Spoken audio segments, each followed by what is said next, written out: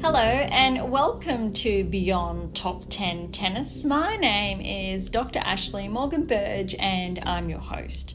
I'm the author of 12 books, a CEO of 12 years, the founder of a startup set on data privacy, most importantly an elite performance coach of over 18 years, having worked with athletes throughout Europe, the United States to Australia. Most excitingly, I am the world's leading scientist on coach and athlete performance, specifically behind how to develop a top 10 tennis ranking. My work includes everything from mitigating injuries to conditioning behaviors that set a player up long term for the long game towards a top 10 tennis ranking. I'm behind theories from the optimal performance theory, optimal behavior for optimal performers, the barrier breaker, the rule of transference to the golden rule. As has become custom, each episode we dive into the latest rankings and results on the WTA and ATP tours and deliver new data implications as shared in my latest release, How to Develop a Top 10 Tennis Ranking. And no episode would be complete without diving into one of my many other books and sharing additional insights whilst digging a little deeper.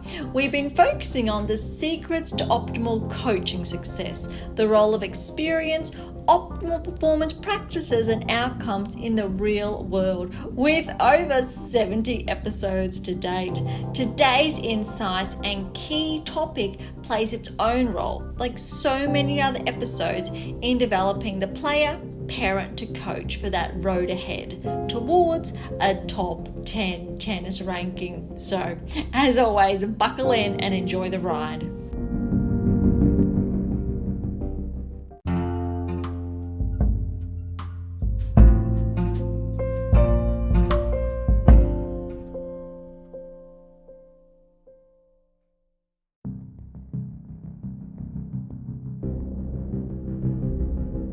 Thank you so much for joining us today.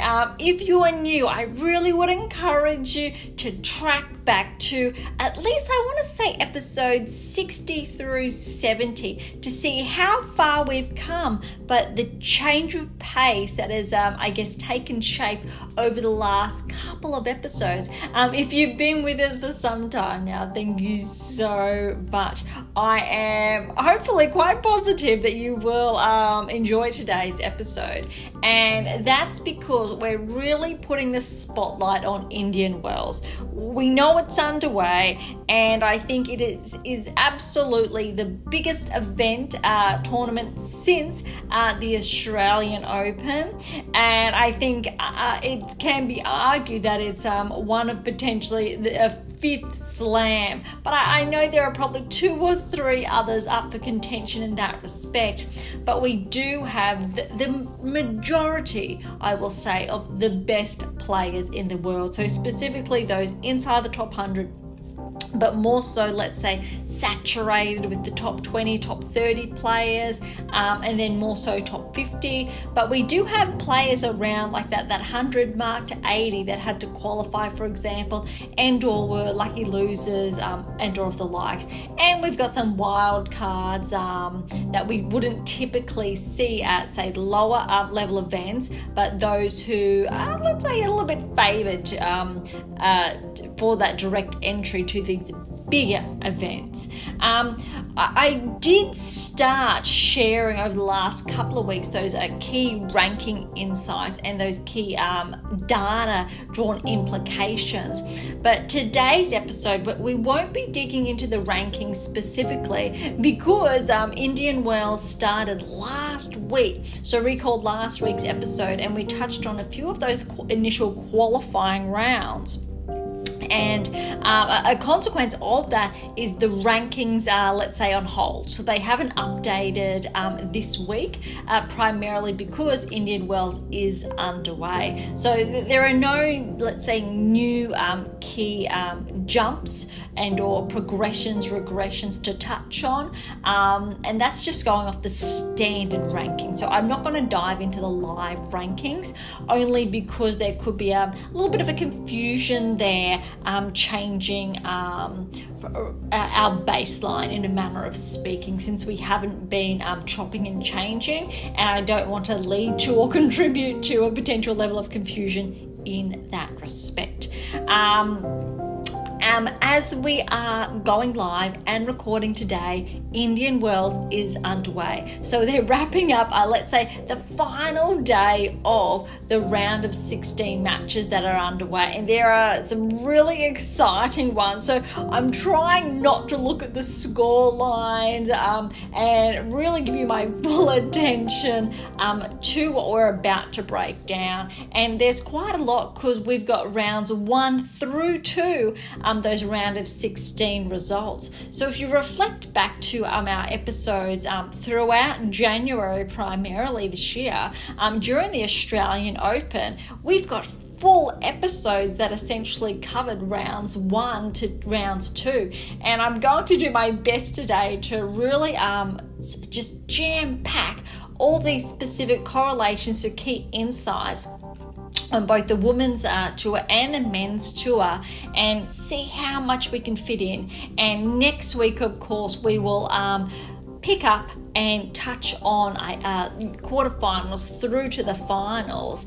Plus, I already have let's say something a little bit different / new plan to share. But before we get too ahead of myself, let's dive right in. So typically, over the last couple of weeks, we've been looking at those rankings and those correlations, but Indian Wells has our full attention. So let's start with the WTA Tour, and I'm going to do something a little bit different and look at rounds 1 and 2 and look at some key correlations in contrast to just round 1, and then move on to round 2, just so we can have a little bit of a piggyback and look at any more, let's say, micro discrepancies that they're termed. And that term, I guess, came to light in the What Is Your Game Missing series. So that is, what is your game missing, what is your game missing now, and what is your game missing to win, which really draws on players predominantly in the top 20 in the world, or those who have made a round of 16 appearance at the Grand Slam level within a specific time frame, and if they are going to progress closer towards the top 10, if they are potentially going to win a Grand Slam or not, and what they need to do if not, and or if their performance is going to regress, so their ranking will slip to a worse off position, in a manner of speaking, as well as their performance. And I have to say, the next installment to that, because we've had additional text since, will be coming out. I'm not going to promise a deadline like I did last year, but it's a very big toolkit for players, irrespective if you're currently in the top 100 or not, to learn those markers to progress. So this is really a live value take, in a manner of speaking. And I know I throw out some new terms for a lot of you, but what I mean by that is that I'm giving you these specific data correlations without the nitty-gritty, but sharing if there are any specific implications for a player's progressions and or regressions. Okay, Swiatek by first round, Collins against Erica Andreeva. Now, she had to qualify, and she is the older sister of Maria Andreeva, and she has recently cracked inside to the top 100. So let's say it's taken her a little bit longer than her younger sister to find that level. But I really want to emphasize that she's only 19 years of age, and she really has been progressing quite substantially. On the other side, and I'll just make this note very early on, Maria Andreeva withdrew from Indian Wells, and it's not the first time she's withdrawn from a tournament this year because of an injury. Now, I really want to underscore 16 years of age already. I think it's tendonitis this week, and I think it was a few weeks back an issue with her wrist. Now, one of the alarming trends here, and again, those of you who are familiar with Beyond Top 10 Tennis and my work know how passionate I am when it comes to a player's mobility, technical implications, and ensuring they stay healthy, and essentially all of this work is around optimizing a player's performance, but also, most importantly, mitigating injuries so they can stay the long game. So essentially, a minimum of 10 years of play towards that 20 years of play, which again, if you're familiar with us, it's all about, let's say you start at 10 years of age, that 20 years, it takes you to 30 years of age. So we know that's just a baseline. Players start a little bit earlier typically, and they last a little bit later now, so throughout their 30s. But if we track back, say 10, 15 years ago, a lot of players, let's say they start to retire late 20s, early 30s, and they can still be the case. For example, Collins, who we're talking about, last season on tour, but typically it's just a benchmark, because we know there's more longevity now. However, it just goes to show that if you do not stay healthy, especially as a 19-year-old and or 16-year-old in this case, the consequences can be quite dire. You can absolutely peak, but too much too soon, as Maria has done. She's 38 in the world, and you're going to have those ailments. A really good example, we can say Swiatek, who's still so young, and Gorf, who's only, I think, 2 years behind her, and both have managed to stay very healthy. They've been able to progress steadily, and that is what we look for. If you progress too much, so I've termed that rapid fire, and Andreeva's the perfect example, 238 in the world at 16 years of age, those ailments are almost going to come, and you have to be so incredibly careful that they don't sideline her for, let's say, the next 1, 2, 3 seasons, and then that ranking regresses quite substantially. Okay, so that was a lot. That was a very good win for Collins, though, coming back to the match. Andreeva moving through qualifying, but 7-6, 7-6, that's, I have to say, probably one of her best performances to date. It's a very good mark, irrespective of the loss. It's not essentially going to help her ranking. However, since she did qualify, get into the first round, it will. So it's a little bit contradictory in that respect. But it's a very good stepping stone despite the loss, because we all know Collins should be ranked a lot higher. And I've said this before multiple times. She's definitely a top 20 player, and that's what we're looking for. Okay, Swiatek with the bye, Collins going through. And now remember Australian Open, where Collins was so close, so close in bold to taking Swiatek out and getting the win. And Swiatek just got over the line of that match. And so it was so close. This match, however, is a very big difference. 3-0 to Swiatek. What that tells us is that Swiatek, she is progressing, which is incredibly dangerous. Sure, she started the season a little bit slow. She wasn't able to find that rhythm, her ground at the Australian Open. I think from memory, she lost in the third round, wasn't quite able to make it to the round of 16. However, she was pushed to the brink, I think, in all of those matches, and that rhythm, it just was not there. What we've seen, though, in the last 1 to 2 months is Swiatek starting to find that rhythm that has her at number 1 in the world, and she has been quite dangerous. The number of sets she's been able to take with an O has actually increased, and I know there was a statistic posted earlier this week somewhere showing the number of players historically who have had a 6-0 number of wins throughout their career, and I think Swiatek was in the top 10.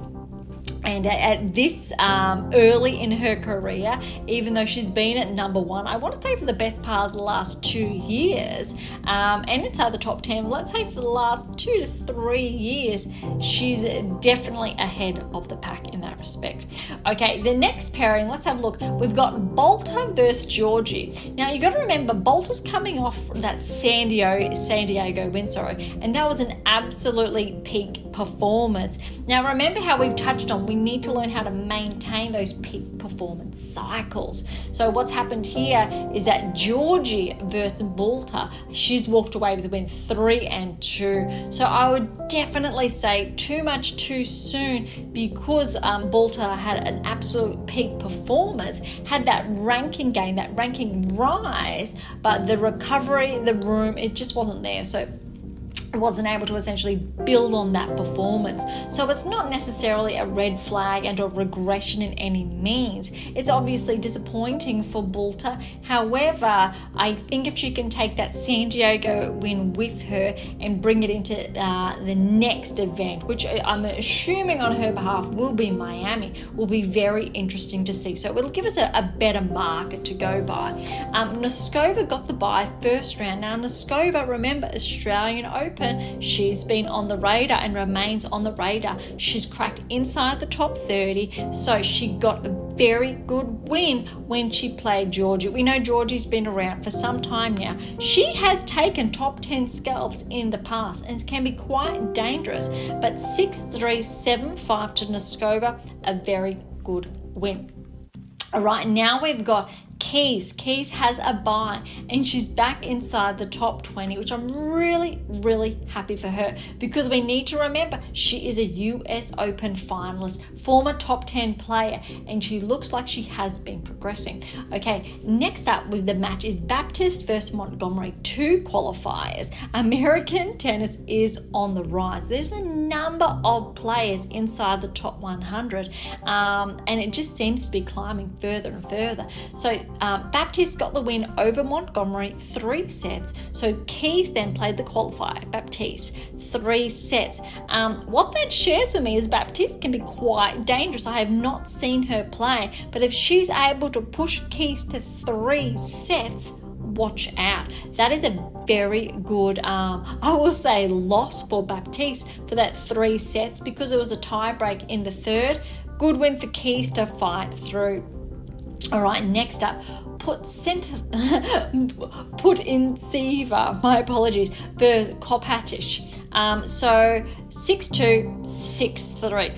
Both of these players are essentially Putsinfa is ranked inside the top 80. And I think she's closer to the 60 mark. I don't have the rankings essentially right in front of me, but I'll get to why we're watching her. Because Alexandrova, 15th seed, got the bye, and then Putsinfa got the win over Alexandrova, 7-5, 6-1. That second set shows me Putsinfa is on the radar. Almost. I want to see how she continues to progress through Indian Wells, if that is the case, because taking that scalp, 15th seed, that's a very good start. However, when we're looking at longevity and what's been happening so far this season, Putsinfa is not on the radar for that reason. But you can jump on the radar at any given time if your metrics begin to align with, I guess, our corresponding data. Ostapenko got the bye in the first round. Kerber versus Martic. This was a really good match. 6-3, 6-4 to Kerber. It was a really good win, because we know at the beginning of the year, not the Hopman Cup, it is termed something different that's just slipping my mind at this stage. But Germany got the win there. Now, Kerber had some of her best matches, and so did Zverev, in all fairness, for Germany to have that win, but she hasn't necessarily been able to back up those performances so far this season. So for Kerber to get a win over Martic, former top 30 player I think Martic peaked at, is a very good result. And then for Ostapenko, for Kerber, second round. Now remember, Ostapenko is a barrier breaker this season, top 10, and she's now one of, I think, the top 3 players, if not top 2 players on tour this season with her results. So she's incredibly deserving of that top 10 tennis ranking. Kerber, 3 sets with a win, 5-7, 6-3, 6-3. That is Kerber's best result, I would say, since she's come back on tour. Ostapenko, I'm going to say Kerb was just too good on the day because she has been having a very good year today. Venus Williams got the wild card against Hibino qualifier. The qualifier did get the win in 3 sets. Venus got the first set 6-2, then Hibino 6-3, 6-love. But I think it goes without saying. It's great to see Venus on court. Who knows how much longer we have her on tour, but it's just an absolute, I will say, privilege to still have her playing. And I think she's 42 years of age now. And you need to remember, I think, and everyone does, that irrespective of the losses that are happening, whether it's first round or earlier on in these events, to actually show up and play and to be in the game and to compete. This is the highest level that these players are competing at. So whilst it's not a final, a Grand Slam, a final or Wimbledon, it's still an incredibly high level of play. And of course we can say it was a qualifier she went down to, but Hibino would have had to play very tight, very solid, very smooth to get that win over Venus to push for those weaknesses. Kudermetova on the other side got a bye, first round, 17th seed. Kudermetova did get the win in the second round over Hibino, 6-1, 7-5. Okay, Vekic, 25th seed. She's ranked inside the top 30, slipped out briefly a few weeks ago to, I think it was around 32, 33, slipped back into the top 30. So she's comfortable with the bye. Then Wozniacki, first round, wild card over Zhu, 7-6, 6-1. A very good win for Wozniacki, because we haven't seen Wozniacki since she's come back this year with too many wins under her belt, or not necessarily at this level. So that's actually a very good win for her, especially that first set in a tie break, but then also that second set just goes to show or underscores that she does have the capacity to wipe the court against players still ranked inside the top 100, which means second round was Vekic versus Wozniacki. Vekic obviously was a clear favourite. Vekic has taken some very good scalps this season and throughout her career who have been ranked inside the top 20 and or the top 10. Wozniacki, though, got the win, 7-6, 6-3. That tie break, I would have loved to watch that, though I did miss it. 6-3 second set. That's a very solid result for Wozniacki, and I am looking forward to, let's see the matches to come without giving too much away. Ondreva, who I touched on earlier, she then was, she did play, and the withdrawal that happened would have essentially been from the doubles. But Volonyets got the wild card and got a very good win over Maria Ondreva, 7-5, 7-5. And I just really want to underscore and remind of each and every one of you, if you are peaking, players, coaches, parents, irrespective, I guess, where you fit or identify as, 16, of course you can progress, but if you're ranked 38 in the world, 16 years of age, and you're starting to get ailments, injuries coming on, that's a red flag. When you need to make a very good compromise for the longevity of your career and go, okay, I need to pull back for the sake of my longevity. I need to build up my strength. I need to wean off the matches so I'm not having too much under my belt, because that has definitely been the case, and just sparingly play until my body is ready to play and or take on that type of load once again. If that load continues and those peak performance and the pressure with that continues, the next, I would say, 2-3 years is going to be quite challenging health-wise. Okay, next, Jabeur got a bye first round. So Volonyets, the wild card, I think when I looked at it, she's roughly around 130 in the world. So she's definitely not the number one, or let alone the top 5 Americans.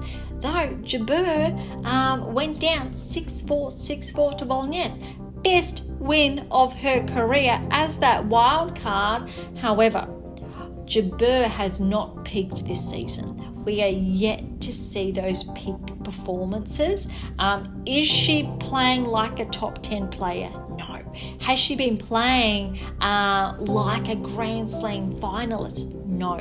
That rhythm is not there. So something has been amiss so far this season. It does not mean Jabeur does not have it in her. By all means, she's still ranked inside the top 10 quite comfortably at 6th in the world, though she's been very lucky, I think, in respect to those ranking points, holding on to them, and players yet to surpass her and or for her to regress, because this season to date it has not been in sync with and or in alignment with that ranking range. So she's definitely susceptible to falling inside that 2%, in contrast to that 8% that hold on to their top 10 tennis ranking.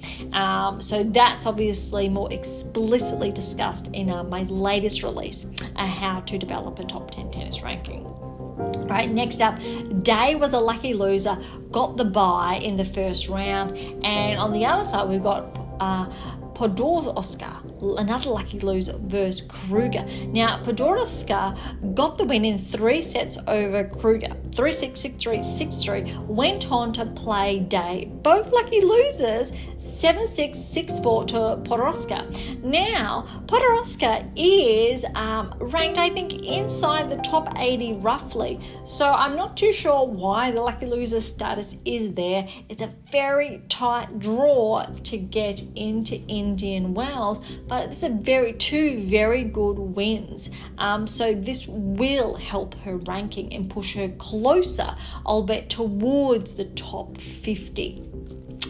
Next we've got Sorabes Tormo, who we have been keeping an eye on in some respect this season, versus Buzkova. Buzkova, though, got the win very cleanly, 1-1. On the other side, Potapova got the bye, the 28th seed, and then Potapova, 28th seed, over Buzkova, 7-5, 6-1. So that was very clean. Kalinskaya, 21st seed now, and isn't that a difference prior to, let's say, her peak performances from the Australian Open? But she has had very good scalps this season, even over the last couple of weeks. She is on the cusp of cracking into the top 20, and most excitingly, Paolini is ahead of her. However, Kalinskaya is just behind, and she is catching up when we're looking at players who've been able to maintain those peak performances in a manner of speaking, so in some respects, in contrast to others. Now, when I say others, we've got Kostyuk and Yastremska, for example, when we're looking at round of 16 quarterfinalists, and obviously Noskova's in there as well, who were able to make somewhat of a breakthrough at the beginning of the season, and Kalinskaya is still one of those stands out. So Townsend versus Lynette. So on the other side, Townsend's qualifying. She's ranked around, I think, 130 in the world. So it's very good for Townsend to get through qualifying. Lynette, we know, has been peaking this season. She's been actually doing quite well. Townsend with the win, 3 sets, and then Kalinskaya versus Townsend in the second round, 3 sets there again, so that's very solid. We need to remember though, Kalinskaya versus Paolini went to 3 sets, and that was the final only roughly 2 weeks ago. Okay, Maria versus Rus, 7-6, 6-2. Paolini then got the bye on the other half. Paolini against Maria, 6-3, 6-3. And it's really impressive to see Paolini. She's got a ranking high, 13 in the world, coming off a very big title win that pushed her to 13 in the world. And she's maintaining it with this very solid win, 3-3. Haddad Maia with the bye, 12th seed. On the other side, we've got Shamankova versus Wang. Wang fell 6-4, 6-love, which is a little bit disheartening, because I really want to remind each and every one of you that it was Wang that pushed Zheng to 3 sets at the Australian Open and was literally 2 points away from the win. Though she's been, let's say, maintaining her ranking range so far this season, we haven't seen a peak performance metric since. Okay, Haddad Maia against Shmamakova in the second round, 7-5, 6-2. Or next up, we've got Paribas Diaz qualifier versus Kessler, the wild card, and Paribas Diaz qualifier, 6-3, 7-6. It was 7-3 in that tiebreak, so it kind of will say close. Kessler almost made it a little bit more tight to Paribas Diaz, but this was actually a very good win for the qualifier. Pavlyuchenkova got the bye first round. Pavlyuchenkova against Paribas Diaz, it was 3-1. So that was very solid. This season, Pavlyuchenkova, similar to last season, she's kept that high. Not so much as going all the way, but she still has been going quite deep into these solid events, and always one to watch. She's progressed to the 22nd seed, and Pavlyuchenkova is definitely on the cusp of breaking into the top 20. And I would say verging closer towards the top 10, sitting at around 15. I wouldn't be surprised in the coming weeks. Kostyuk, 31st seed, got the bye first round. Hontama qualifier versus Zhang in 3 sets, so she got the win. Kostyuk against Hontama, 6-4, 6-2, which is very good. I think the previous event Kostyuk had to withdraw from, or one of, so this is very good to see her back in action, and I think that's something that Paolini and Kalinskaya have had in their favour in comparison to, say, Kostyuk, when we're looking at Australian Open peak performances that weren't necessarily expected, is because Kostyuk has been sidelined, I want to say 2 to 3 events in comparison to the other players. Pera qualify against Seville. Seville's an Aussie. She's been coming back. She has been, I think, ranked as high as top 30 actually, or around there. She actually did peak a few seasons ago, but she's not quite there yet. Pera got the win in 3 sets. It was a tie break, however, in the 3rd set. 7-5, 4-6, 7-6. Vondrousova bye in the first round. Vondrousova, though, did get the win over Pera, 6-love, 6-2, very clean, and I'm really happy to see Vondrousova back.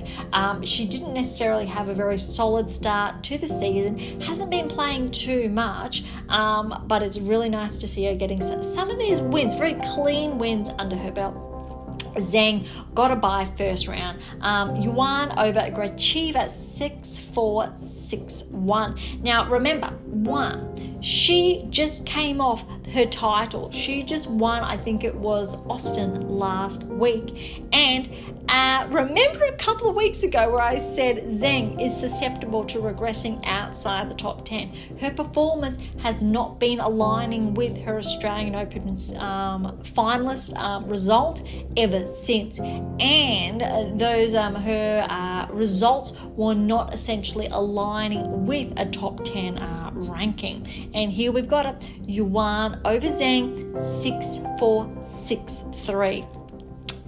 One is Yuan has maintained that performance from Austin, in contrast, let's say, to Bulter. But I believe Bulter didn't have as many rest days. However, Yuan, she has been peaking this season. But that's just a little bit of a comparison when we're looking at that. Yuan is actually on track to progress towards the top 30. I think she's sitting around top 50 at the moment, and only a matter of a few weeks ago was around 80 in the world. So she has been progressively ascending very solidly. This performance, and especially that win over Zhang, is going to definitely give her some confidence, but Zhang is inside that 2%, more likely to regress outside the top 10, depending obviously on the outcomes of Indian Wells. Over the next coming weeks, potentially Zhang will regress outside the top 10. Unfortunately, we need to see those metrics climb, those progressions climb, those peak performance cycles maintained, and we're yet to see that. And next round, Dolhide over Buska, 6-2, 6-3. Azarenka with the bye first round. Dolhide then with the win over Azarenka. A very good win for Dolhide because Azarenka, she's inside the top 30, 27th seed, 3 sets, 7-5, 2-6, 6-3. Okay, next we've got Cirstea with the bye, and then Stevens against Sheriff, 7-5, 6-3. And then Stevens with a very good win over Cirstea. Cirstea, she's top 20, 19th seed, 6-love, 7-5 to Stevens. Very good win for Stevens. Doden over Avanesian at 3 sets. That's a good tiebreaker, 7-4 in there, but a good win for Doden. Kalinskaya got the bye, 11th, Kazatkina, my apologies, got the bye in the first round. So Kazatkina is the 11th seed. She is absolutely on the threshold of breaking into the top 10. She's got to win over Doden, 6-3, 7-6. Now recall Kazatkina, she has briefly been inside the top 10 previously, but I think it was about 1 to 2 weeks ago, if not both, she was flagged as potentially becoming a barrier breaker this season, similar to Ostapenko. So we're looking at, for example, Zheng regressing outside the top 10, being a part of that 2%, and Kazatkina is one of those players that I've named to potentially take her place inside the coming weeks, depending, of course, on the points, rankings, defending, etc.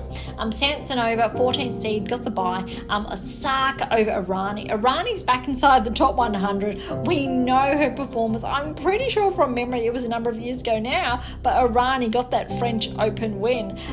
So Osaka did get a very good win. Irani had to qualify, but Osaka 6-3, 6-1. Then she had to play Samsonova second round, 14th seed, and Osaka did get the win, 7-5, 6-3. So I really want to underscore Samsonova's 14th in the world. Osaka, this is one of her many matches this season on her comeback. And come on, toppling a player at 14 in the world, I think really highlights Osaka's already at that top 20 level, but we need to see her going deeper, building up those key patterns of play, finding that rhythm again so she can go match after match after match. And let's say in contrast to 1 to 3 wins back to back, she's obviously looking to get those 4 to 5 wins, going that next notch. And I think once that happens, we will see Osaka's ranking go under 50, 40, 30, if not by the end of the year. Potentially Osaka will be ranked inside the top 30, potentially top 20. All right, Wang over Schmidova, 6-love, 6-4. Mertens got the bye first round, and Mertens got the win over Wang, 1-4 in the second round. Kalinina, 32nd seed, got the bye. Bronzetti over Frech, 6-2, 6-4. Bronzetti got the win. Very good win for her over Kalinina, the 32 seed, 6-3, 6-4. All right, next we've got Wang over Burrell, and Burrell got the win in 3 sets. Who wants to play the winner of Gorf with her bye, and Gorf toppled Burrell in 3 sets. This was a very tight for Gorf. Lost the first set, 6-2, then came back 6-3, 7-6. So that really, I think, flags Burrell as an up-and-coming player, if not this season, to potentially find that next peak performance, because to take Gorf to a tiebreak in the third is a very solid performance. Pegula by first round. Pliskova got the wild card to play Blinkova. So Blinkova, unfortunately, but fortunately for her, got the win. And I say unfortunately because Pliskova, she has already, I believe, got a title to her name this season. And so that was a very good win for Blinkova, 3 sets over Pliskova. And I think to really emphasize that, played Pegula second round, 3 sets, got the win. 6-2, 3-6, 6-5. Similar to Jabeur, Pegula is yet to find, I will say, that range this season. And she is 5 in the world. And it is a little bit baffling / gobsmacking because we've got 2 top 10 players, 6 and 5 respectively, who are yet to find those peak performances, that we're not seeing those highs that we know they're capable of playing.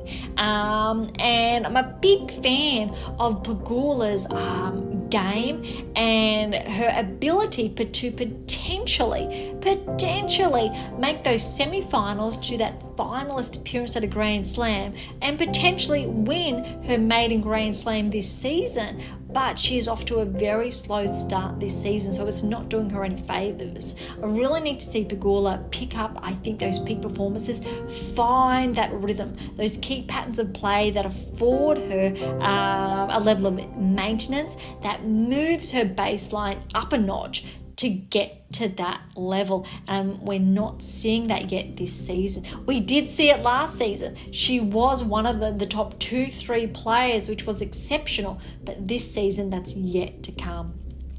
Parry versus Trevisan, 7-5, 6-3. Fernandez on the other side had a bye first round, 29th seed. Parry did get the win over Fernandez, 7-5. 5-7, 6-2. Fernandez has been having some good wins this season, not too many back-to-back, but I'll say reasonable, aligning with her ranking. So for Parry to get this win is actually very good on Parry's behalf. Garcia with the bye, oh my goodness, 20th seed. Tomova over Kenin in the first round. A little bit disappointing for Kenin. She's starting to find her rhythm again, I think, this season, but has not been able to establish that maintenance. So a very good win for Tomova. And then Garcia over Tomova. Good win for Garcia, though in 3 sets against Tomova. So it was not an easy win. Schneider. Now remember Schneider, she's already won her maiden title this year on the radar. 3 sets over Bogdan.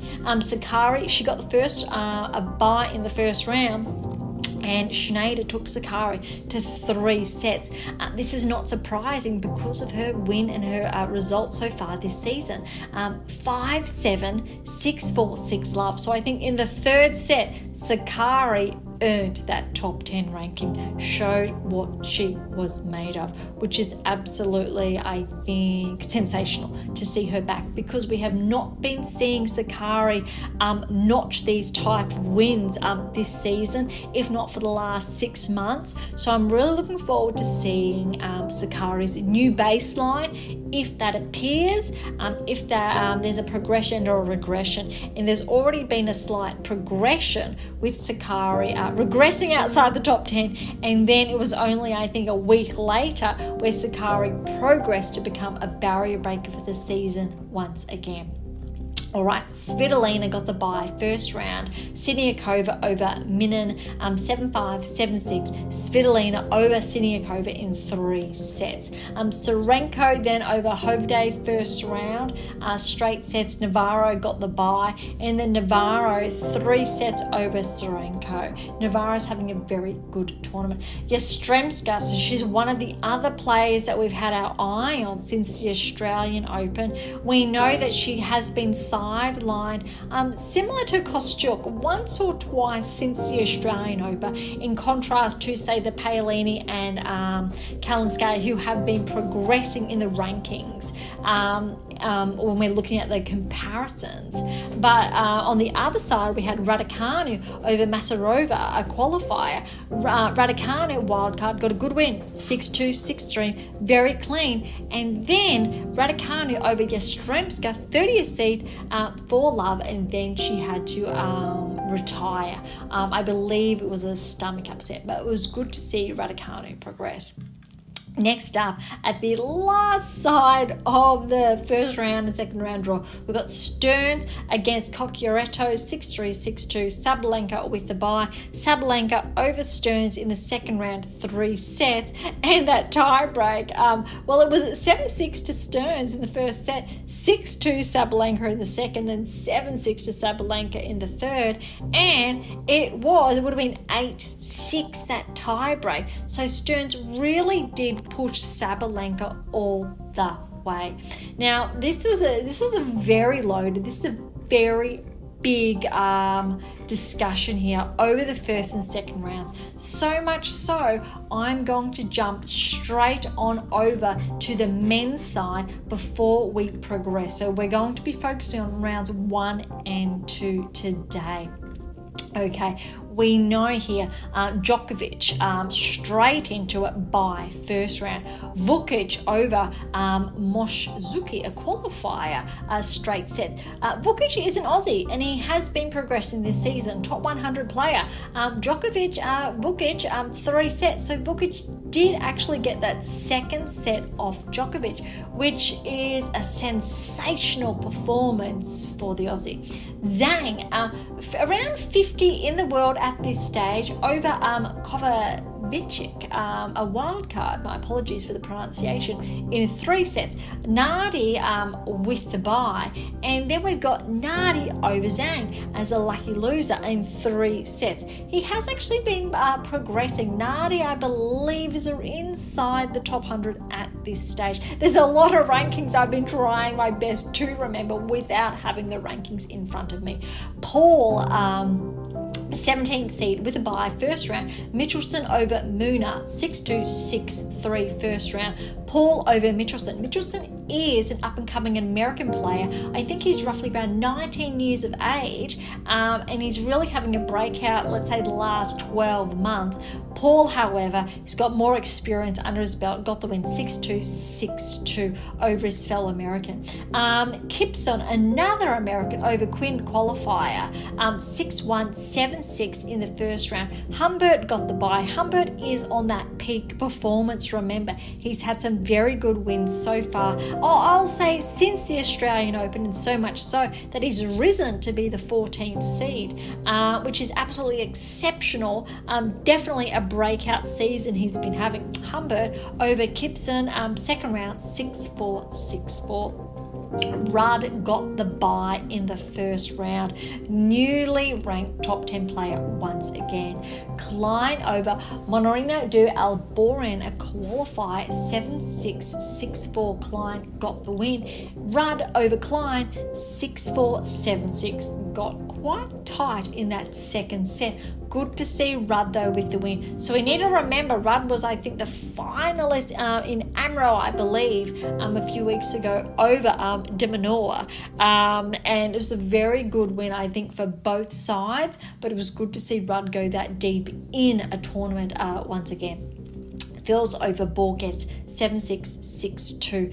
Davidovich Fokina, he's 23rd seed now. He has the bye. A fun fact here, Davidovich Fokina, it was around 2 to 3 seasons ago, maybe 4, he was flagged as on the radar after having his first round of 16 resolved. And back then, he was not at this ranking range. He was around, I want to say, 80 in the world. And this is what we've got. He is on the cusp of progressing inside the top 20, which is exceptional. Unfortunately, though, for him, Phils did get the win, 6-3, 6-4 in the second round. All right, next up we have Norrie, who got a bye in the first round. He's climbed back to the 28th seed, and then Sonegro over Kekmanovic in the first round, 7-6, 6-4 to Sonegro. Norrie, a very good win over Sonegro, 4-4. Monfils over Purcell, 6-1, 6-2 first round, which is a very good win for Monfils because Purcell is another Aussie and he can put up a fight. Hurkacz got the bye first round, and then how about this? Monfils against Hurkacz, the 8th seed, and I believe Hurkacz in the last couple of weeks has started to find a bit of that top 10 form, but Monfils, 6-love, 6-7, 6-2. That is an absolutely solid performance from Monfils, which is really good to see. All right, then we got Medvedev with a bye first round, and Caballas Baena versus Koboli on the other side, and Caballas Baena 6-4, 6-4 over Koboli, and Medvedev 6-2, 6-3 then over Caballas Baena.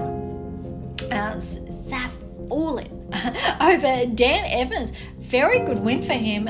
3 sets. Quarter 29 seed got the bye. Then quarter got the win 6-4, 6-2 over Safoulin.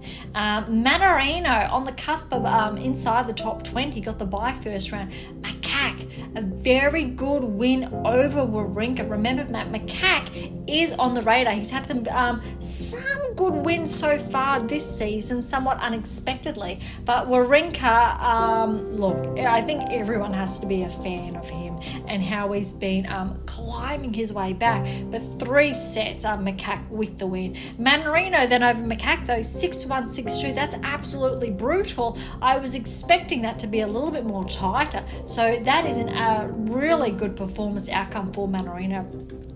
Muller versus Greiner qualified 7-6, 7-5 to Muller. Dimitrov got the bye in the first round. Dimitrov over Muller 7-5, 6-2. Really clean for Dimitrov there. Fritz 12th seed with a bye. Tabilo over Kotov 3 sets to Tabilo. Fritz 7-6, 6-2. So obviously a lot cleaner in that second set over Tabilo. Fognini over Zapata Morales 3 sets. It's really good to see Fognini. I won't say back, but geez, he can still pack a punch in these events, which is very daunting, I think, for any player coming up against him. Baez got the bye in the first round, 19th seed, and we know the past couple of weeks Baez has had some really good peak performance cycles. So Baez, again, a really good win then over Fognini in the second round, 7-5, 6-3. Mazzetti got the bye, 26th seed, although he has not been playing, I'll say, that well so far this season, but he's still holding on to that top 30 ranking. Shapovalov on the other side over Van der Zandschulp. Very interesting here because Shapovalov is not in here on a wild card or as a qualifier. He is in on a protected ranking, which I wish we would see more players with a protected ranking opposed to those wild cards. But I guess there are different variances, different situations, but I'm really looking forward to seeing Shapovalov verge closer towards the top 10, like Felix once again, although Shapovalov is a lot more far out on the rankings in this respect. Good to get a win under his belt. Mazzetti, though, a very good win over Shapovalov in 3 sets. But it's just a timely reminder that it was only, I think, 2 seasons ago and 3 that Shapovalov was actually ahead of Felix in the rankings, or Gore Alisame I'm referring to. And Shapovalov wasn't able to progress as, let's say, as steady as Felix. Felix got that top 10 ranking. I think Shapovalov got there briefly and then regressed soon thereafter. But we have not seen much of him since he's been sidelined. Raonic over Nagal. Now, Nagal's India's first top 100 player in a long time. I don't know or recall the specifics in that respect, but he's definitely, if not one of the first to progress in singles for some time. Raonic, again on a protected ranking here, is very interesting to see because we don't typically see that on the women's side. 6-3, 6-3. Very good for him to get that win. Rune first round had the bye, but then had the walkover from Raonic, which is really disheartening because I'm really looking forward to seeing Raonic back in action.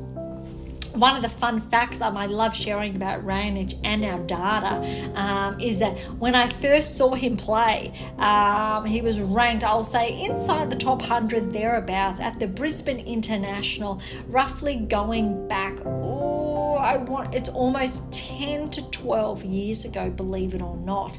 And he was absolutely pinpointed that season to progress towards the top 10, and of course and that's where I knew there and then how powerful this data was.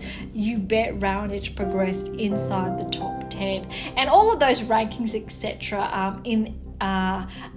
Shared in the What Is Your Game Missing series touched on earlier, and other texts, but that's just a fun fact there to share on Raonic since he's been a little bit more back in action so far this season.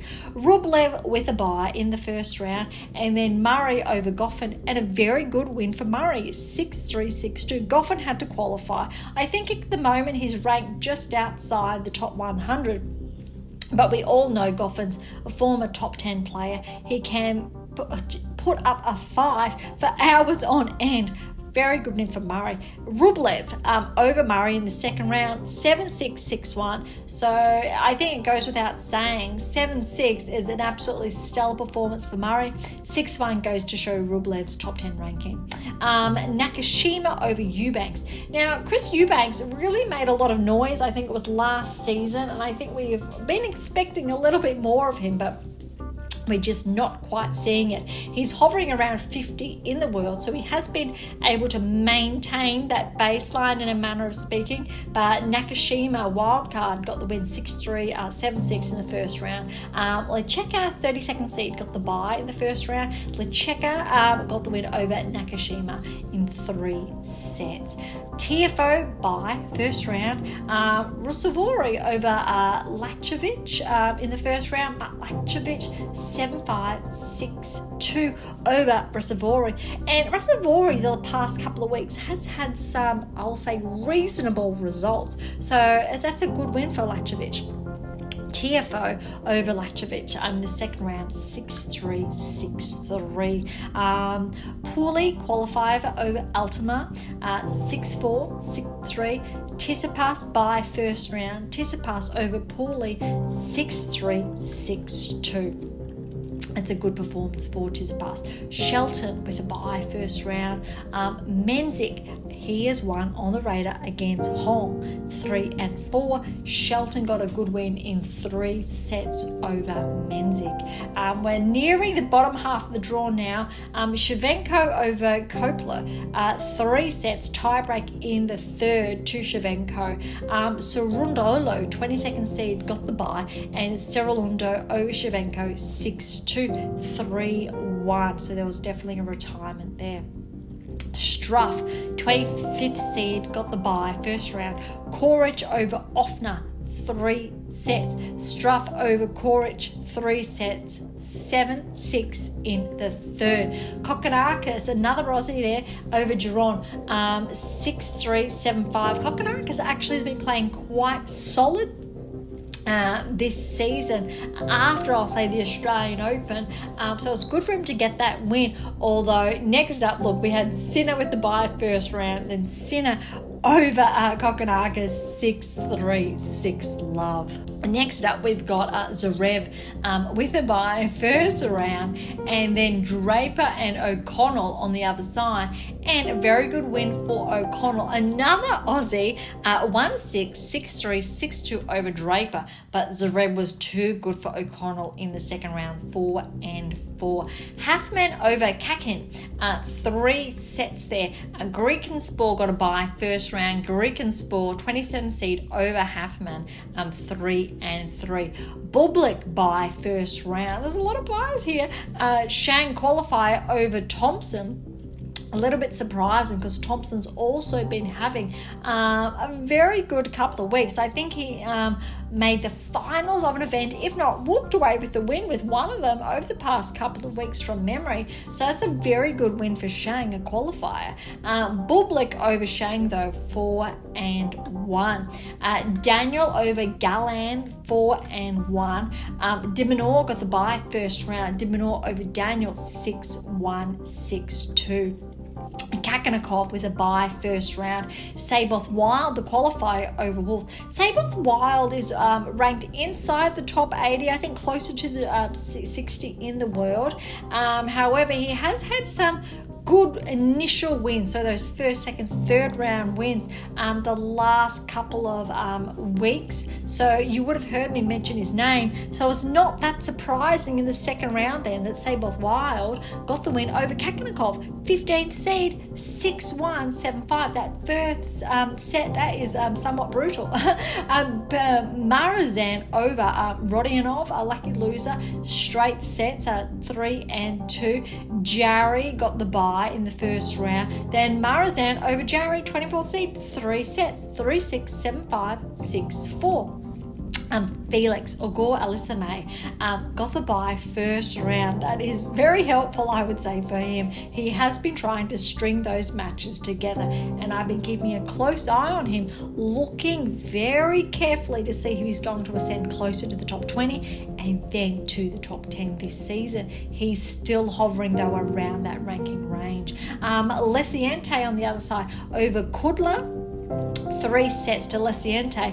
Felix, though, did get a win over Lesiente, 4-1. Analdi over Van Ash, 7-6, 7-6. Alcaraz by first round.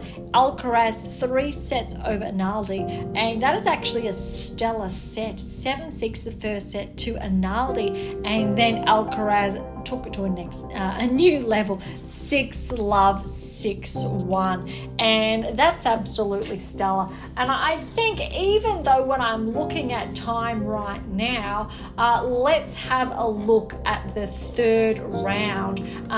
Let's track back to the women's side. Look at those third round matches, because we've touched on the later half, so all the earlier half, the rounds 1 and 2 on the women's and men's side. So we're going to make today's episode a little bit longer, but we'll make it worth the while, because look at this. Swiatek over Noskova.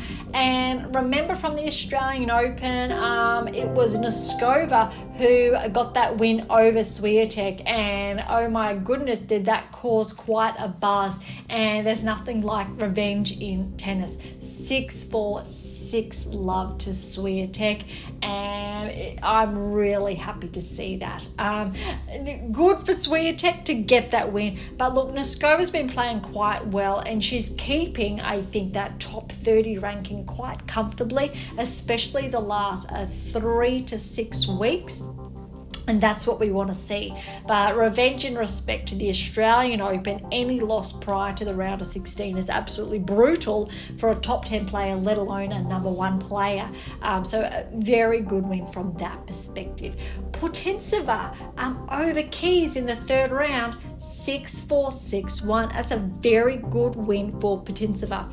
Kerber, Kudermetova, 17th seed. Kerber got the win, 6-4, 7-5. She is finding that groove again. A fun fact here, Kerber, when she won the Australian Open, I believe it was over Serena Williams back then. I could be wrong, but this is just going off memory. I promise I'm not looking up any statistics in front of me, but I remember watching these two before I started my doctorate, but this is one of the matches where I just knew, and it was really, I think, pushed me to pursue my doctorate, because I'm watching these metrics between Serena and Kerber, and I just knew back then, I knew with that application and those technical parameters, Kerber had the edge, and if she was able to maintain that, she would dethrone Serena in a manner of speaking and to win the championship, and that's what she did. And I'm a huge fan of her because I know what she's capable of. Has she maintained those metrics over the years? A little. Is she capable of them? Of course she is. But does she have those 7 keys intact?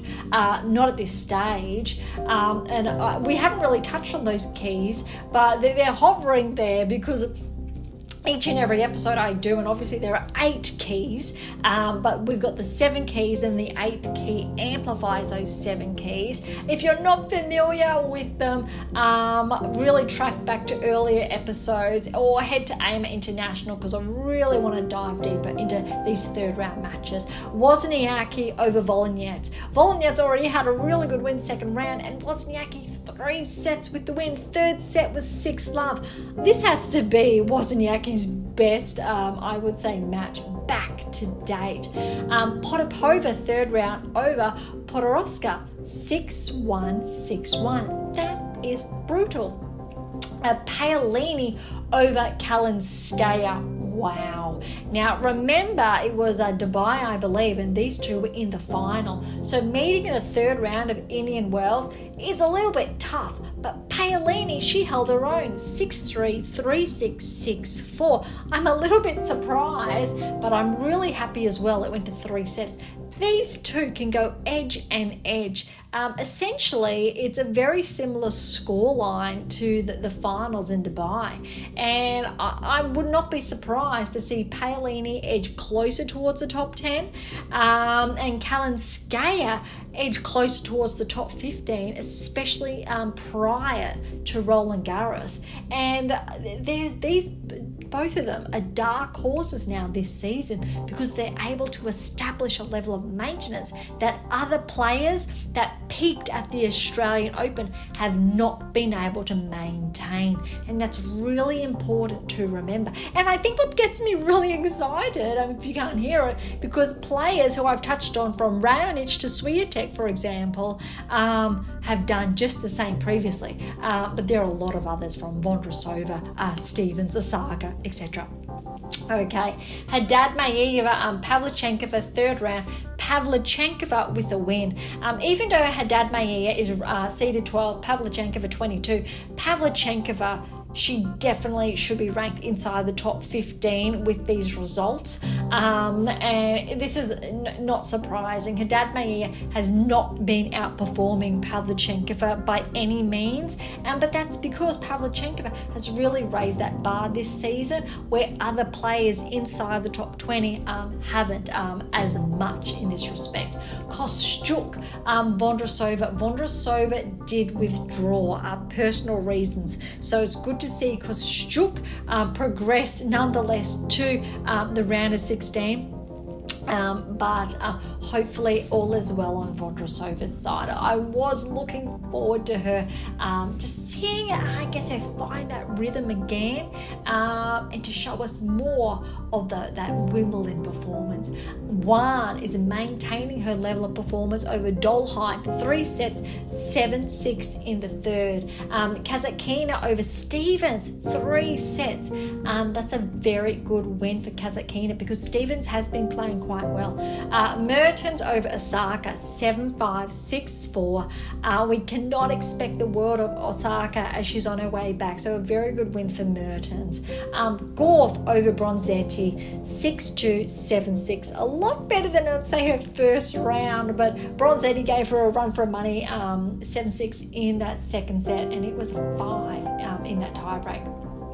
Parry over Blinkova, 4-3. Sakari over Garcia, a very good win for Sakari, 6-3, 6-4. That's what we've been looking for, a really good result over a top 20 player. And this is a very good metric for Sakari. Navarro got a win over Svitolina. This one's surprising. Even though Navarro, she's really steamrolled her way up to Virgin on the top 20, 23rd seed. Svitolina's 16th seed. But that's 3 sets, 6-1, 4-6, 6-3. Again, underscoring very good win for Navarro. Sabalenka over Raducanu. Despite what others were saying, Sabalenka was clear favourite here, 6-3, 7-5. However, what that second set tells me, Sabalenka, Raducanu, is that has to be one of Raducanu's best sets she has played this season, because to take the Australian Open champion, the number 2 player in the world, to 7-5, Raducanu should be very proud of herself. So that really wraps up rounds 1, 2 and 3 for the WTA Tour. And if any touch points there, ending on Raducanu Sabalenka, but it's going to be very interesting, and I'm really looking forward to not just today's matches, round of 16 onwards. Since round of 16 is currently underway and it's not completed, I'm going to hold off round of 16 to touch on, I think, the later half of Indian Wells through to the finals for next episode. But before we get there, it's time to dive into round 3 for the men's side before we wrap today's episode up. Okay, this is definitely, I think, the talk of the town is Nardi over Djokovic, and that was yesterday's match, 3 sets. 6-4, 3-6, 6-3. Now, this was, I think, shocking for a lot of players, but let's remember, Djokovic, this is not the first time, and I want to bring this back to the Australian Open first round Prismic.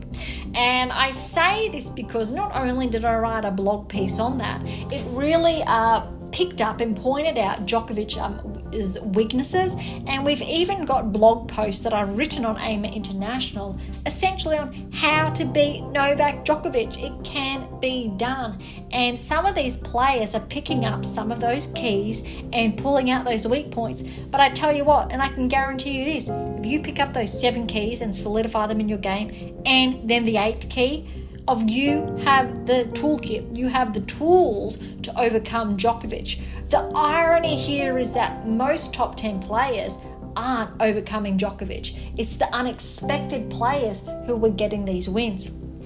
By all accounts, Sinner to Medvedev is a similar level of players. De Minaur are getting those wins because those 8 keys are becoming more solidified in their games in comparison at that given time than Djokovic's. And these are where we find those weaknesses, which I'm sure some listeners are a bit shocked to hear, but they are there. And Djokovic, without a doubt, is absolutely exceptional in his own right, but that doesn't mean he can't be beaten. Similar to players who have had wins over Federer to Nadal over the years at their peaks, Djokovic, this can be done. So very good. Nardi is just inside the top 100 now. However, the last 12 months, Nardi has been hovering between 200 to 100 in the world, steadily progressing. The season prior, he got to 200, but I think it ranged from memory from 600 to 200, a very big leap. So he would have been roughly 18 at the time. Now he's 20. So he has progressively been ascending. If not, last year shows me that he didn't progress too much, just steadily, which is a very good sign. Again, rapid fire is not always the best way, if not rarely. So this is actually a very good win for Nardi, and give him the next 2 seasons. If he solidifies those 8 keys into his game, watch out top 20, then progressively top 10 if that happens. Now we need to remember here, most players, 92% of players do not develop the 8 keys. They develop a part of them, 3 to 4, hover around 50 in the world, and those other 2, 3 are elusive. And that's what stops them from progressing to top 30, top 20, and eventually top 10 in the world. That's why players regress outside the top 10, because they lose their grasp on the 8 keys solidified in their game. And that's really important to note and underscore, that this is just the beginning. The 8 keys get you there, but the hard work is only beginning. Okay, on the other side, 3rd round, Paul over Humbert. Very good win for Paul, actually, 4-4, especially since Humbert has been playing very well the past couple of weeks. Rudd, 3rd round over Fils, 2-4. Monfils, 3rd round over Norrie. 3 sets, very good win for Monfils, 6-7, 7-6, 6-3.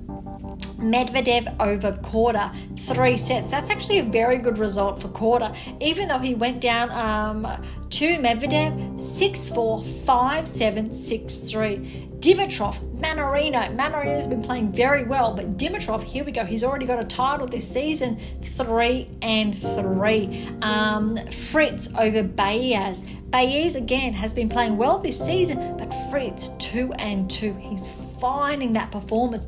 I think it was 1 or 2 years ago Fritz won the title here, so we know he has that capacity, but we don't typically see the consistency, so his baseline moving up a notch throughout the season, but given that it is Indian Wells, I think anything goes when it comes to Fritz this coming week.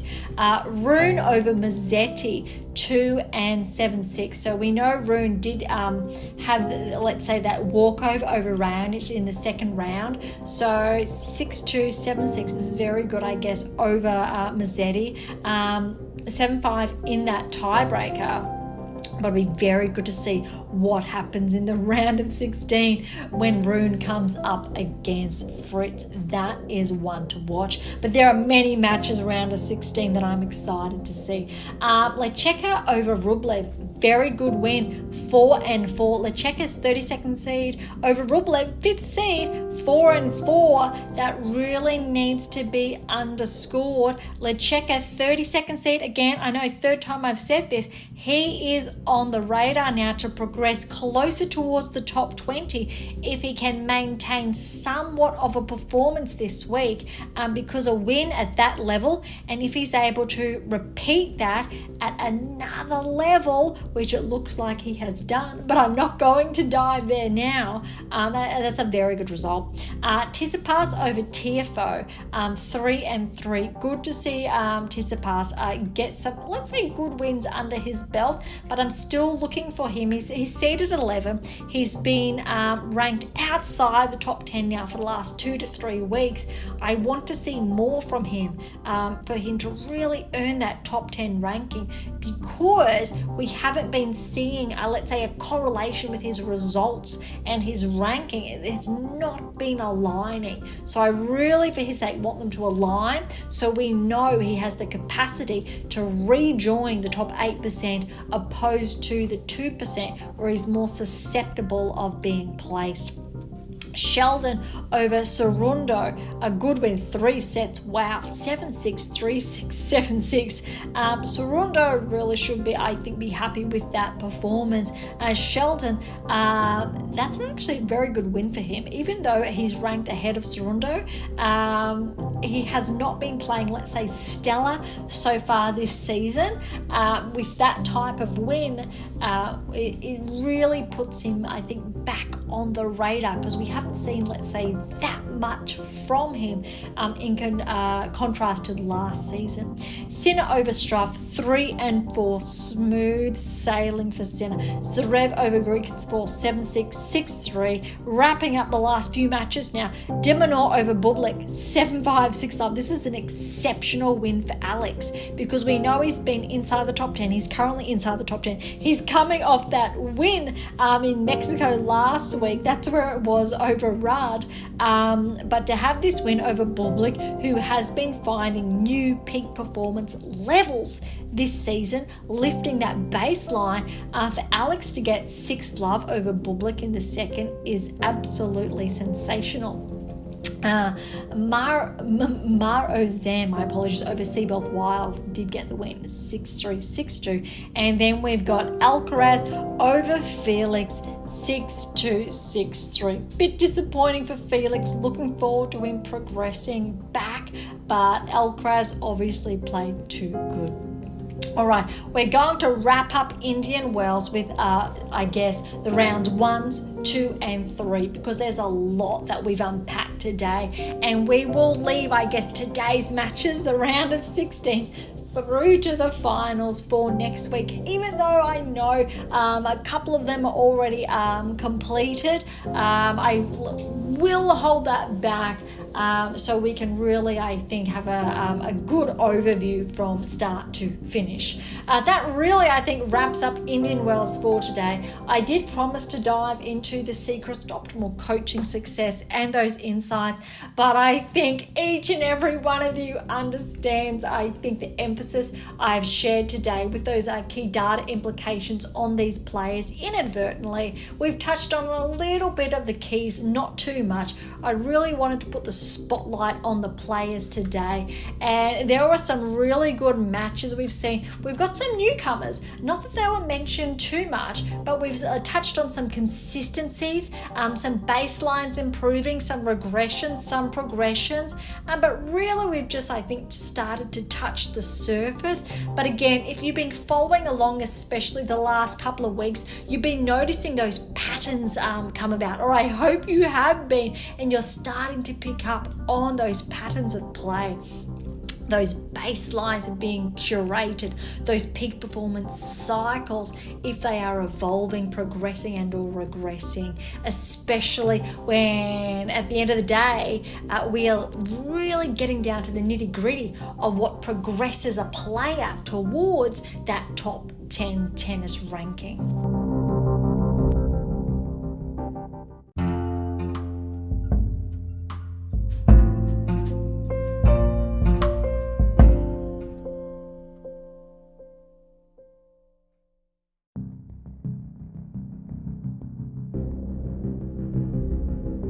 Thank you so much for listening today. I hope you had a lot of fun on Indian Wells. We believe it or not, just broke down well over 150 matches. So that's over 300 players that we've touched on, which is, oh my goodness. Obviously, we've had 128 and 128 first round, and then we got 64 second round, 32 third round. You do the math. That is absolutely incredibly extensive. More so, I tried to be, I think, really concise and quick in a manner of speaking, so we could fit all of that into today's episode. Unlike, I will say, the Australian Open back in January, where really those 1 to 2 rounds took up multiple episodes. But look, we didn't get a chance today to dive into the secrets to optimal coaching success, but we are up to the chapter on sports science, or science in sport specifically. And these key data implications that are being shared, albeit inadvertently, are really important. And I'd really encourage each and every one of you to dive into that chapter to learn from a more simplistic view, science in sport, and how you can wrap your head around that and integrate that into your training framework or blueprint, depending, I think, how you term it. Look, head on over to AIMA International to grab a copy, but more so to grab your copy of my new release, How to Develop a Top 10 Tennis Ranking. You can find that on AIMA International Amazon. And we really did, I think, pinpoint how to develop a top 10 tennis ranking today with those markers for the top 10, those inside the top 10 who look to be regressing, the performance is not aligning, key data implications from that perspective. So, How to Develop a Top 10 Tennis Ranking is my newest release. It has been, oh my goodness, can you believe 3 months now since it was released back just before Christmas in December. So if you have not got your hands on it yet, please do so. You won't regret it. Look, for any comments or questions, head to AIMA International or Topic Thread, the social platform set on data privacy. To interact with Beyond Top 10 Tennis, head on over to Twitter, Instagram or YouTube. To catch up on our blogs, head on over to AIMA International and look for our blog tab, or head on over to Medium. And as always, I'll leave all the links in the episode notes. For something different, head on over to Pink Octopus Books. That's where my fictional release is. For something left of field, visit Spruik for some random polls. And of course, if you enjoyed today's episode, please subscribe, like, share, and all of the above would be absolutely phenomenal. For those of you who are interested, we do have scholarships available on AIMA International, as well as options to work with me exclusively to optimize your performance and to nudge you closer towards that top 10 tennis ranking. So don't be shy, come and say hi. On that note, thank you so much for listening. I am so incredibly grateful. I'm your host, Dr. Ashley Morgan Berge, and this is Beyond Top 10 Tennis, and I'll see you next time.